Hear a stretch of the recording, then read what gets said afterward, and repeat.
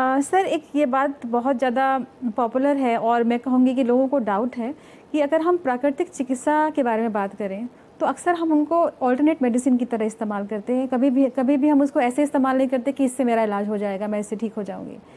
तो इस बारे में आप कुछ कहना चाहिए कि क्या हम इसको as a whole soul medicinal practitioner भी यूज़ कर सकते हैं या फिर हमें उनको ऑल्टरनेट की तरह ही इस्तेमाल करना चाहिए? ये एक तरह का वातावरण बनाया गया है लॉबी के द्वारा कि मॉडर्न मेडिसिन दुनिया में सबसे बढ़िया है, जबकि सच तो ये है, बार बार साबित हो रहा है। उनकी चिकित्सा में किसी एक बीमारी का नाम बताइए जो ठीक होती हो, एक भी बीमारी का इलाज नहीं होता है। तो केवल ये है कि उनका अपना जो है तंत्र इतना शक्तिशाली कि विश्व भर में उन्होंने राष्ट्रपति भवन से लेकर और गांव तक उन्होंने अपना कब्जा किया हुआ है अपने, मैं कहूँगा एक कठोर शब्द है पर सच ही, कॉन्स्पिरेसी के दम पर। आप बताइए, उन्होंने 10 साल का R&D करते हो, करोड़ों डॉलर खर्च करते हैं और उसके बाद उनकी दवाइयाँ विड्रॉ होती है, करोड़ों डॉलर का जुर्माना होता है। आप बताओ 150 साल से आप आयुर्वेद का विरोध कर रहे हैं, IMA वगैरह। आप बताओ एक दवाई विड्रॉ करवा पाए आप? नंबर एक, WHO सैकड़ों बार कह चुका है इन दवाइयों में इतनी रेजिस्टेंस आ गई है बैक्टीरिया में, कीटाणुओं में, रोगाणुओं में कि अब ये दवाइयाँ काम ही नहीं करेगी मॉडर्न मेडिसिन। तो आपको आयुर्वेद पे आना पड़ेगा। आप ये बताइए, आपका हज़ारों साल पुराना आयुर्वेद है, किसी एक भी दवाई की रेजिस्टेंस आपके किसी वायरस में, बैक्टीरिया में डेवलप हुई?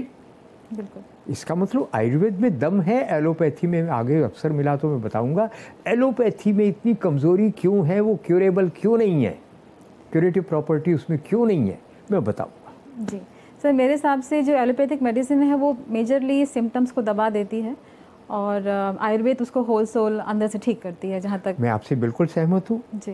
वो हमारे और ऐसी बहुत सारी कैंसर की मेडिसिन भी है जो अल्टीमेटली नेचुरल प्रोडक्ट से निकाल के उनको कैंसर रोधी बनाया गया है, कैंसर के क्यूरेशन के लिए उनको इस्तेमाल किया गया है।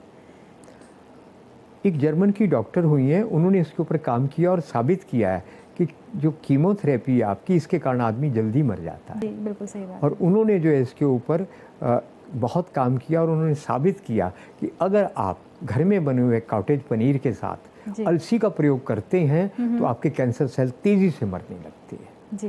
तो ये कीमोथेरेपी तो उसका समाधान है ही नहीं। एलोपैथी किसी एक बीमारी का, मैं दोबारा आ रहा हूँ, किसी एक बीमारी का भी स्थायी इलाज नहीं है।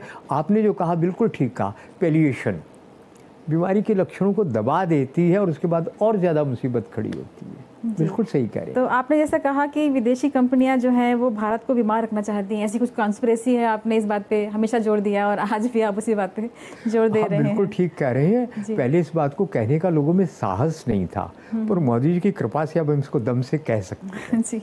आप एक काम करिए, एक अमेरिकन डॉक्टर है जिनका नाम है गैरी नल, उनकी किताब है जिसका नाम है डेथ बाय मेडिसिन। 4 डॉक्टरों की टीम ने 2001 में पूरे अमेरिका का सर्वे किया।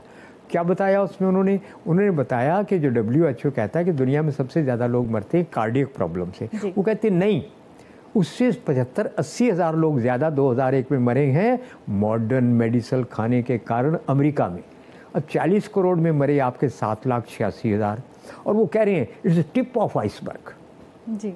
यानी वास्तव में हो सकता है इससे ज़्यादा 12-15 लाख मरे होंगे। तो आप भारत की बात करिए, 4 गुना आबादी, तो यहाँ पे तो लगता है 40, 50, 60 लाख लोग मरते होंगे दवाई खाने से।